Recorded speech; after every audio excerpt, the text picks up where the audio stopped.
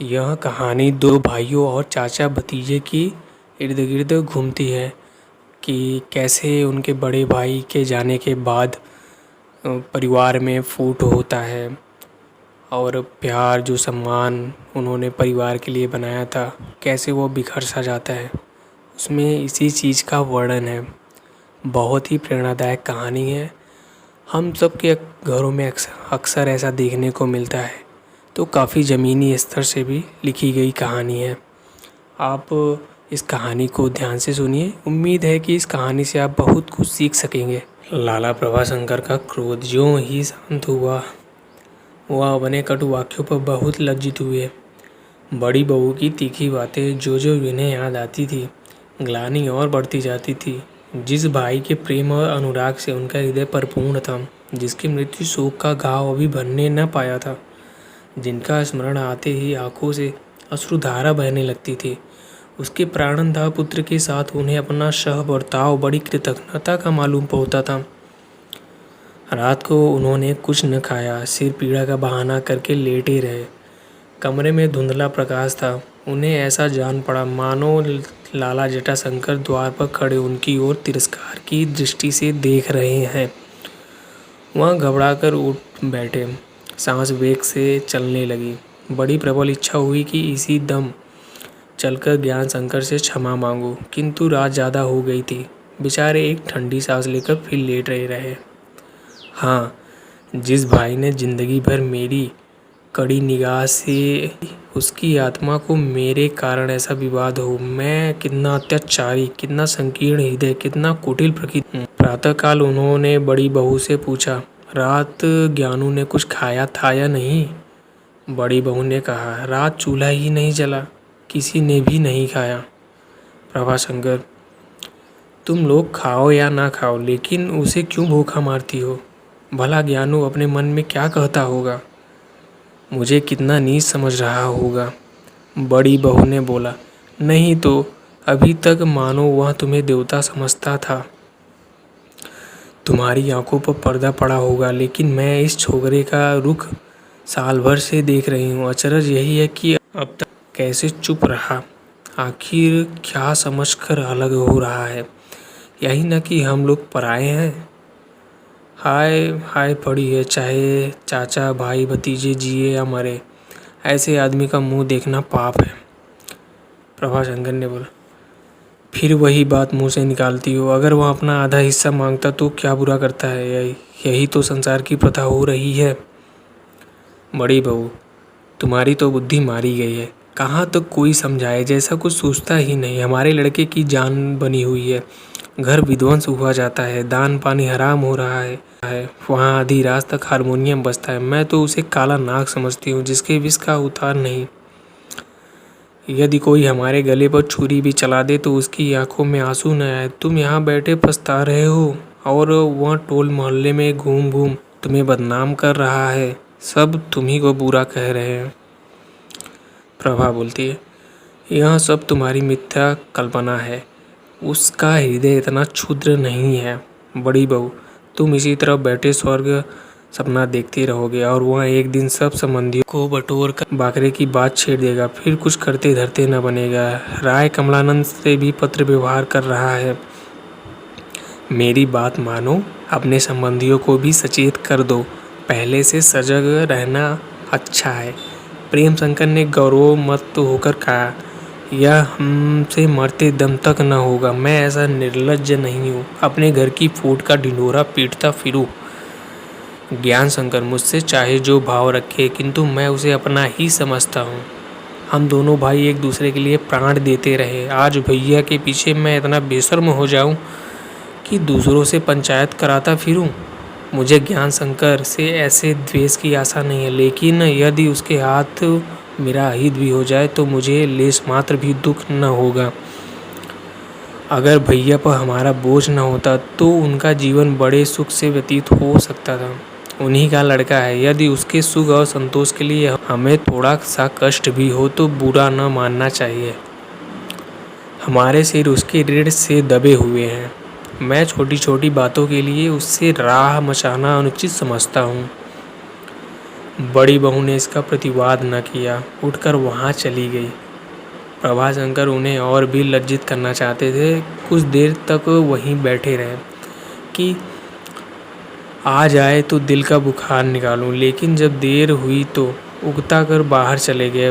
वह पहले कितनी ही बार बड़ी बहू से ज्ञानशंकर की शिकायत कर चुके थे। उसके फैशन और ठाठ के लिए वह कभी खुशी से रुपए न देते थे, किंतु जब वह बड़ी बहू या अपने घर के किसी अन्य व्यक्ति को ज्ञानशंकर से विरोध करते देखते तो उनकी न्याय की वृत्ति प्रज्वलित हो जाती थी और वह उमंग में आकर सज्जनता और उदारता की ऐसी डींग मारने लगते थे जिसको व्यवहार में लाने का कदाचित उन्हें कभी साहस नहीं होता। बाहर आकर वह आंगन में टहलने लगे और तेजशंकर को भी यह देखने को भेजा कि ज्ञानशंकर क्या कर रहे हैं। वह उनसे क्षमा मांगना चाहते थे, किंतु जब उन्हें बैलगाड़ी पर सवार कहीं जाते देखा तो कुछ न कह सके। ज्ञानशंकर के तेवर कुछ बदले हुए थे, आंखों में क्रोध झलक रहा था। प्रभाशंकर ने सोचा, इतने सवेरे यह कहाँ जा रहे हैं? अवश्य कुछ दाल में काला है। उन्होंने अपनी चिड़ियों के पिंजरे उतार लिए और दाना चुगाने लगे। पहाड़ी मैने के हरि भजन का आनंद उठाने में वह अपने को भूल जाया करते थे। इसके बाद स्नान करके रामायण का पाठ करने लगे। इतने में 10 बज गए और कहारे ने ज्ञानशंकर का पत्र लाकर उनके सामने रख दिया। उन्होंने तुरंत पत्र को उठा लिया और पढ़ने लग गए। उनकी इस वंदा में व्यवहारिक कामों से कोई बाधा न पड़ती थी। इस पत्र को पढ़कर उनके शरीर में ज्वाला सी लग गई। उसका एक एक शब्द चिंगारी के समान हृदय पर लगता था। ज्ञानशंकर कितना दंभी और ईर्ष्यालु है, इसका कुछ अनुमान न हुआ। ज्ञात हुआ कि बड़ी बहू ने उसकी प्रकृति के विषय में जो आलोचना की थी वह सर्वथा सत्य थी। यह दुस्साहस, यह पत्र उसकी कलम से कैसे निकला? उसने मेरी गर्दन पर भी तलवार चला दी होती तो मैं भी इतना द्वेष न करता। इतना योग्य और चतुर होने पर भी उसका हृदय इतना संकीर्ण है। विद्या का फल तो यह होना चाहिए कि मनुष्य में धैर्य और संतोष का विकास हो, ममत्व का दान हो, हृदय का उदार हो, न कि स्वार्थपरता, क्षुद्रता और शीलहीनता का भूत सिर चढ़ जाए। लड़कों ने शरारत की, डांट देते, झगड़ा मिटता, क्यों जरा सी बात का बतंगड़ बनाया। अब स्पष्ट विदित हो रहा है कि साथ निर्वाह न होगा। मैं कहाँ दबा करूँगा, मैं कहाँ सिर झुकाऊँगा। खैर, उनकी जैसी इच्छा हो करे। मैं अपनी ओर से ऐसी कोई भी बात नहीं करूँगा जिससे मेरी पीठ पे धूल लगे। मकान बांटने को कहते हैं, इससे बड़ा अनर्थ और क्या होगा। घर का पर्दा खुल जाएगा, लेकिन संबंधियों के घर चर्चा होगी।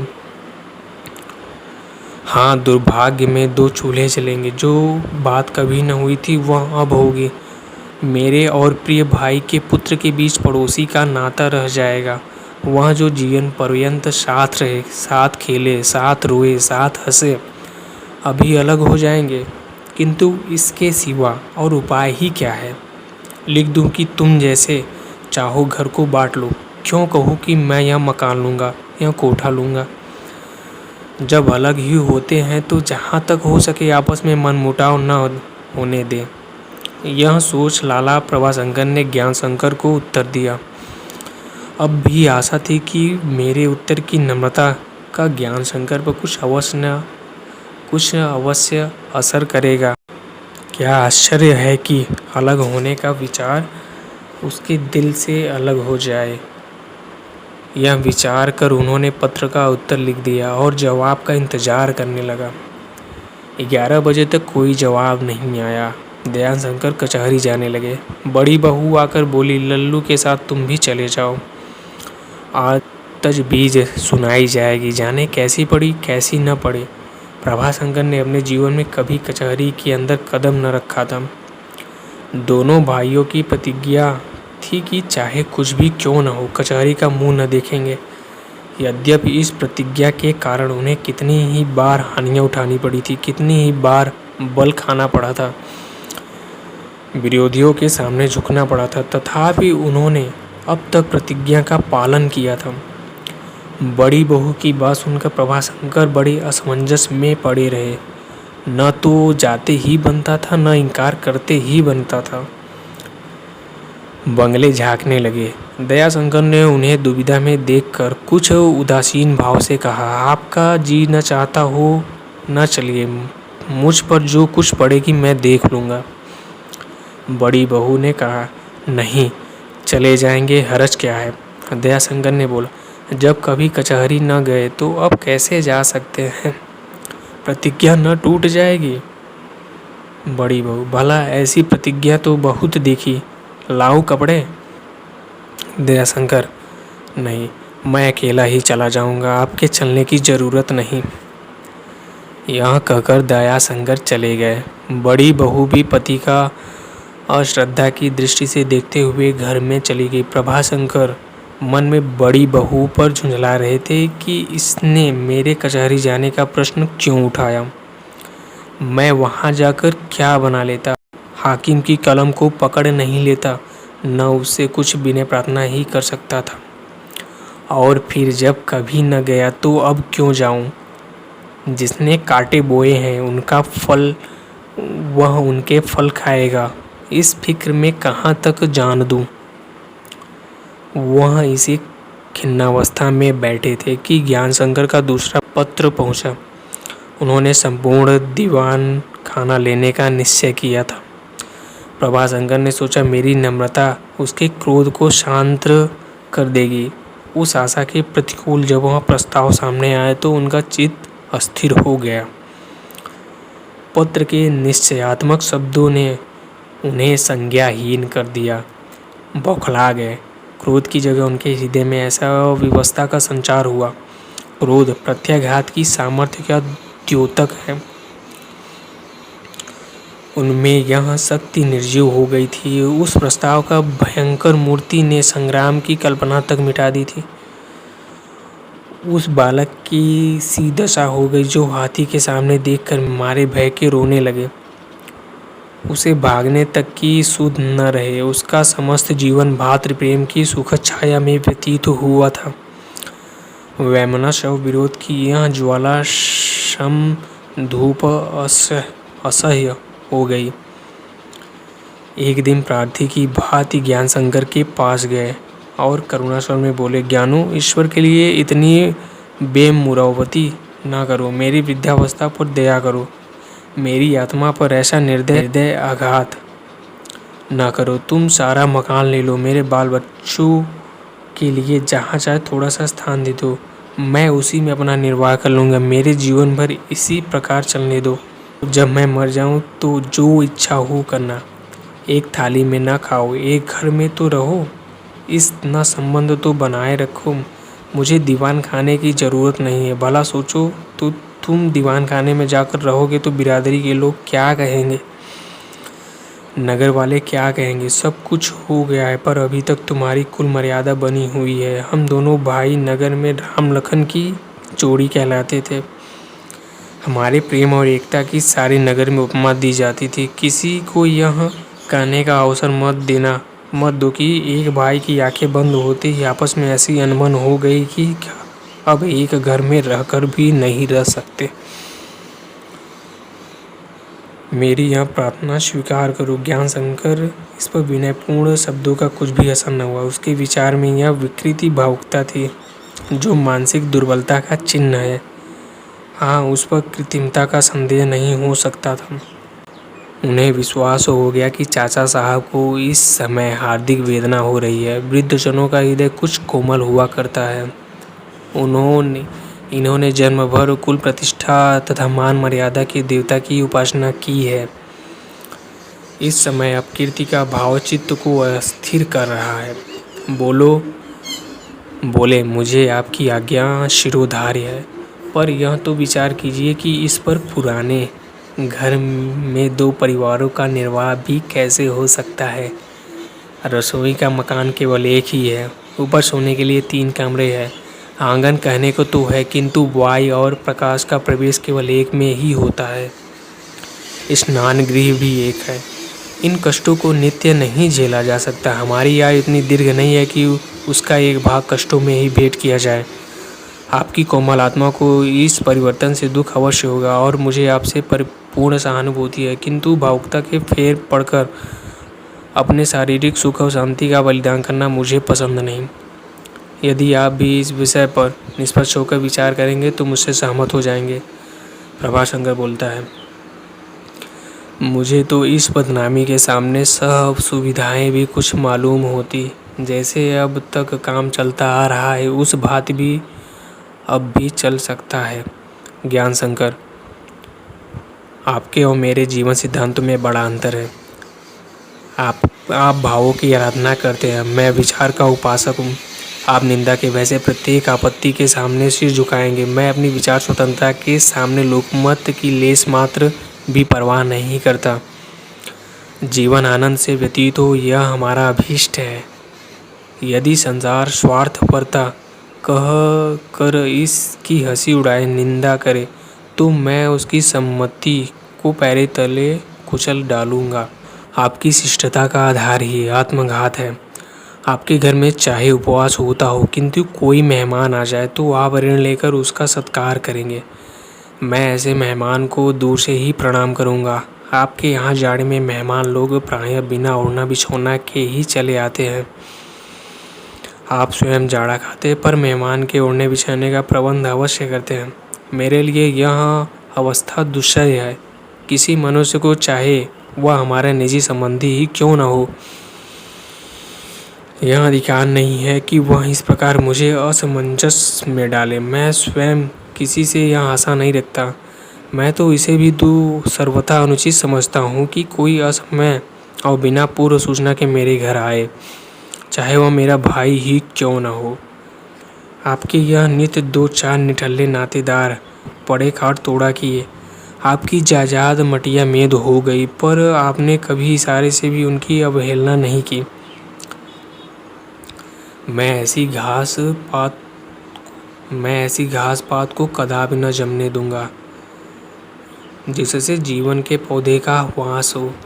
लेकिन वह प्रथा अब काल विरुद्ध हो गई। यह जीवन संग्राम का युग है और यदि हमको संसार में जीवित रहना है तो हमें विवश होकर नवीन और पुरुषोचित सिद्धांतों के अनुकूल बनना पड़ेगा। ज्ञान शंकर ने नई सभ्यता की जिन विशेषताओं का उल्लेख किया वह स्वयं व्यवहार न कर सकते थे, केवल उनमें मानसिक भक्ति रखते थे। प्राचीन प्रथा को मिटाना उनकी समर्थता से परे था। निंदा और परिहास के सिद्धांत में चाहे न डरते हो, प्रत्यक्ष उसकी अवज्ञा न कर सकते थे। आतिथ्य सत्कार और कुटुंब पालन के मन में चाहे अपव्यय समझते अवज्ञा न करते। आतिथ्य सत्कार और कुटुंब पालन को मन में चाहे अपव्यय समझते हो, पर उनके मित्रों तथा संबंधियों को भी उनकी शिकायत नहीं हुई, किंतु साधारणतया उनका संभाषण विवाद का रूप धारण कर लिया करता था। इसलिए वह आवेश में ऐसे सिद्धांतों का समर्थन करने लगते थे जिनका अनुकरण करने का उन्हें पहले कभी साहस न होता। लाला प्रभाशंकर समझ गए कि इसके सामने मेरी कुछ न चलेगी। इसके मन में जो बात ठन गई है उसे पूरा करके छोड़ेगा। जिसे कुल मर्यादा की परवाह नहीं, उसे उदारता की आशा रखना व्यर्थ है। दुखित भाव से बोले, बेटा मैं तुम्हारे पुराने ज़माने का आदमी हूँ, तुम्हारी इन नई नई बातों को नहीं समझता। हम तो अपनी मान मर्यादा को प्राणों से भी प्रिय समझते थे। यदि घर में एक दूसरे का सिर काट लेते तो भी अलग होने का नाम न लेते। लेकिन तुम्हारी इसमें हानि हो रही है। जो इच्छा हो करो।